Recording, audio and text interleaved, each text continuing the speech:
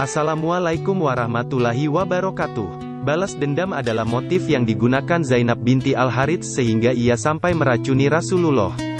Zainab adalah istri Salam bin Misikam, salah seorang pemimpin Yahudi Bani Nadir di Khaybar. Ia memendam dendam yang mendalam terhadap pasukan umat Islam, terutama Rasulullah, karena telah membunuh suami, ayah, dan pamannya pada saat perang Khaybar.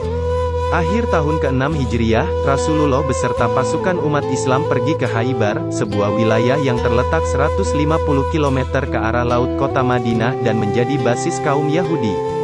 Ketika sampai di Khaybar, Rasulullah meminta penduduknya menyerah karena sebelumnya diketahui bahwa Khaybar dijadikan tempat konsolidasi untuk menyerang Madinah. Namun, penduduk kaum Yahudi menolak seruan Rasulullah hingga akhirnya terjadi perang yang memakan banyak korban. Perang Khaybar diakhiri dengan perundingan damai antara kaum muslim dan penduduk Khaybar. Mereka sama-sama sepakat untuk mengakhiri perang dengan beberapa poin kesepakatan bersama. Salah satunya adalah penduduk Khaybar harus menyerahkan separuh hasil panen kepada umat Islam Madinah mengingat pertempuran Khaybar dimenangkan umat Islam. Perlahan-lahan Khaybar menjadi kota yang damai, namun tidak sedikit penduduknya yang masih menyimpan dendam. Zainab binti Al-Harits adalah salah satu Yahudi Khaybar yang tidak terima dengan hasil perang Khaybar. Ia tidak rela dengan kaum muslim karena telah membunuh orang-orang terkasihnya. Ia mencari berbagai macam cara untuk membalas dendam dan membunuh Rasulullah, pimpinan tertinggi kaum muslim. Dikutip dari buku para penentang Muhammad Sallallahu Alaihi Wasallam, Zainab binti Al-Harits mulai melancarkan rencananya setelah perundingan damai dijalankan dan kaum muslim masih berada di Khaybar. Mula-mula ia bertanya kepada salah seorang sahabat perihal makanan kesukaan Rasulullah. Setelah mengetahui bahwa makanan kesukaan Rasulullah adalah bagian dada depan dan pundak domba, Zainab kemudian menyiapkan hidangan domba panggang dan menaburinya dengan racun yang paling mematikan. Domba panggang itu kemudian diberikan kepada Rasulullah pada petang hari, selepas sang Nabi selesai menunaikan salat maghrib. Awalnya, Rasulullah ragu, namun Zainab meyakinkan bahwa domba panggang itu adalah hadiah, bukan sedekah. Lalu Rasulullah menerima tanpa ada kecurigaan sedikit pun. Rasulullah bersama para sahabat memakan domba panggang tersebut dengan lahap. Hingga ketika hendak menyantap bagian paha depan, Rasulullah baru menyadari kalau hidangan itu mengandung racun setelah melihat kaki domba. Riwayat lain menyebutkan bahwa Rasulullah diberitahu oleh tulang domba yang berada di tangannya, setelah mendapatkan wahyu Allah, kalau makanan itu beracun.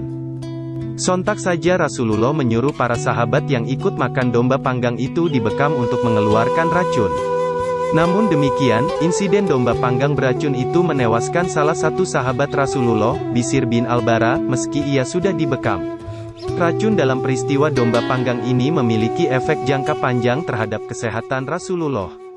Merujuk pada buku Sirah Nabawiyah karangan Al-Mubarakfuri, Rasulullah merasakan sakit yang sangat akibat racun dalam peristiwa Khaybar itu 1 hari sebelum hari wafatnya.